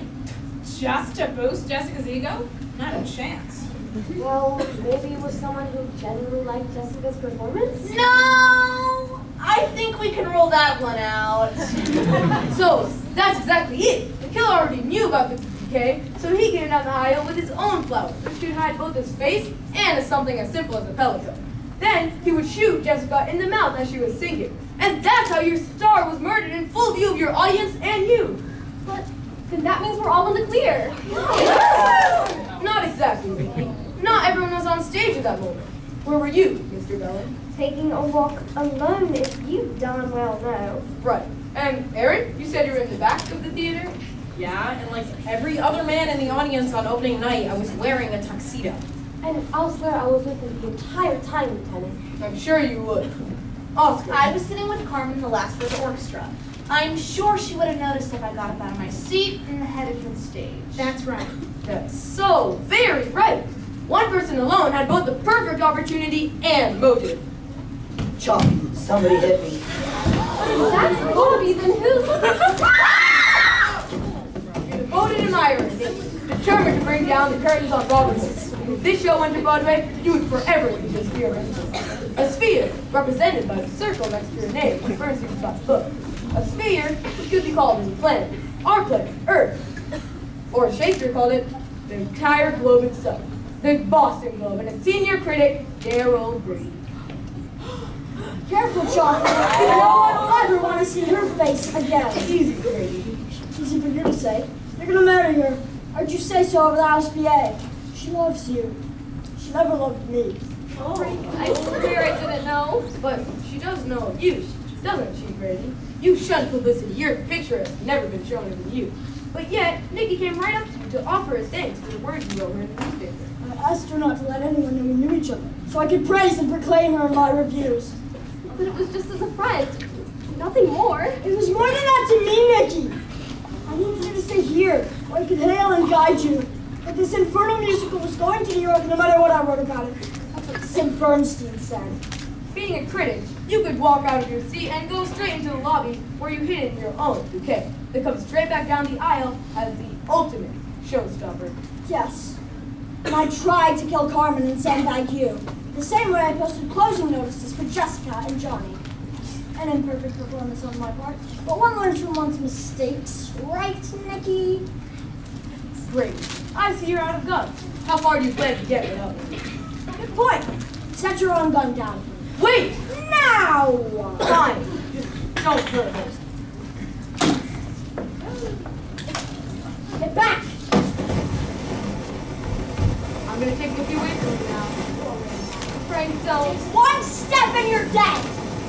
You're dead. In situations like this, I always unload the gun in my shoulder holster and put them in this gun.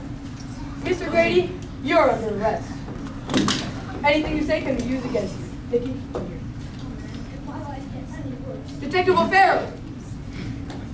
You have the right to remain silent. Anything you say can and will be spent in court of law. Let's go. Well, ladies and gentlemen, since you're all witness to Grady's confession, I'll need you to form a brief statement of agreement. And then you'll only have a couple of hours until your new opening night. Sasha, play them all. Bobby, are you alright? Do you need any help? No, maybe I could use some help. Just like I told you, just give me a chance and I won't let you down. Hey, if Robin Hood is a hit, Shafi, I have something. You ever want a vested suit and a nice garbardine? Stop by my showroom.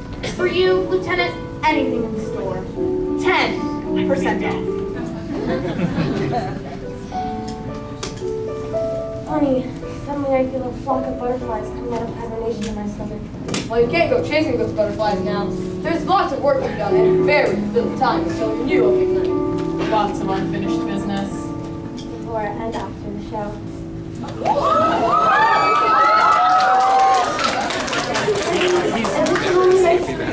As in the casting, Lieutenant? You know, Mr. Bellis, me and Nikki did have a dream of an idea for a new finale. Well, I'm sure we'll be singing in a entirely different tune if you think that we should. Oh, and by the way, Bravo the Great Detective. Bravo, the great director. Frank, I didn't have a clue about your own Brady. I had more than one clue, and I still couldn't figure it out. So, now that the mystery's solved, is our engagement over?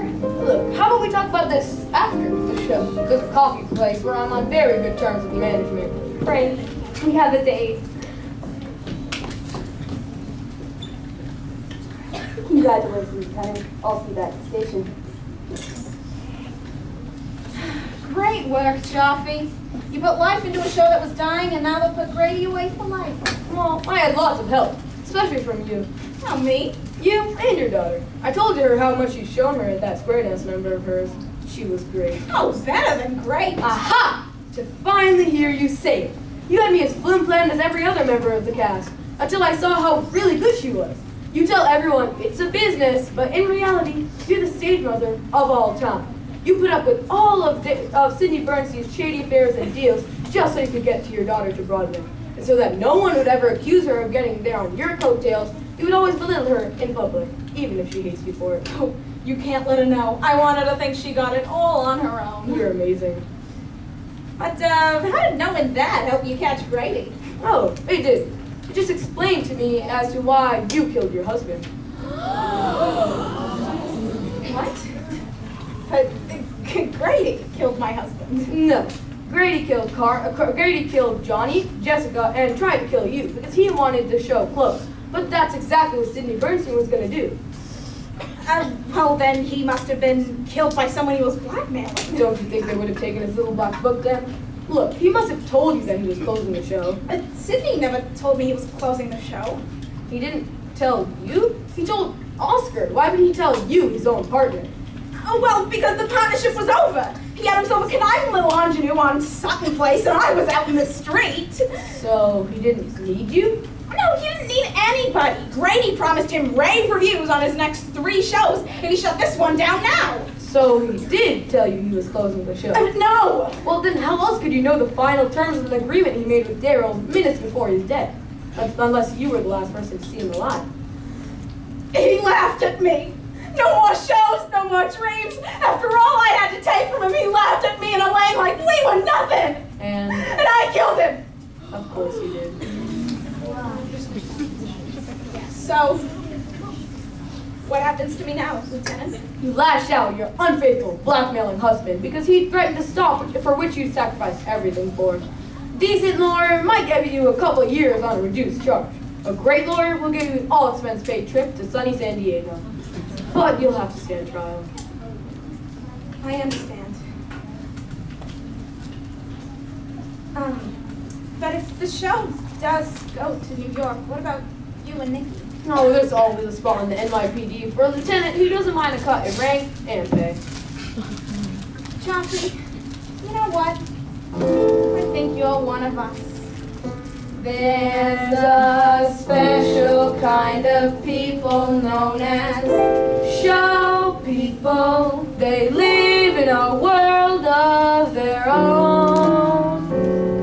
Sometimes we're not too certain what's false and what's real, but we're seldom in doubt about what we feel.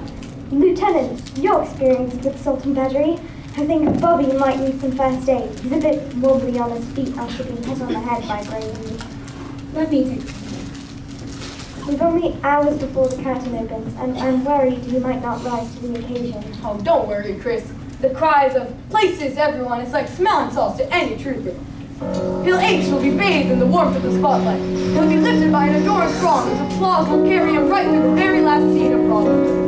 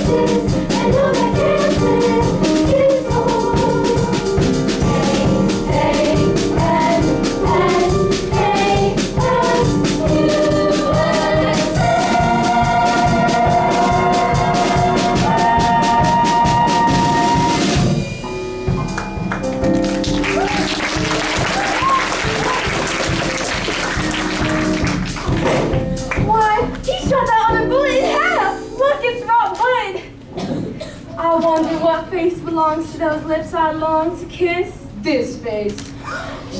Why, you're Alan Odell, that friendly lawman from the East I was so crazy about. I thought you were all done with us. Not when I finally found myself a home, a place where I belong, keeping company with the people I care most about. You came just a stranger, rid us of the crowd, and gave us new hope on ourselves. That's gonna be one tough act to follow. Well, how's this? Will you be my lawfully wedded wife, Miss Nancy? Oh, yes, I will.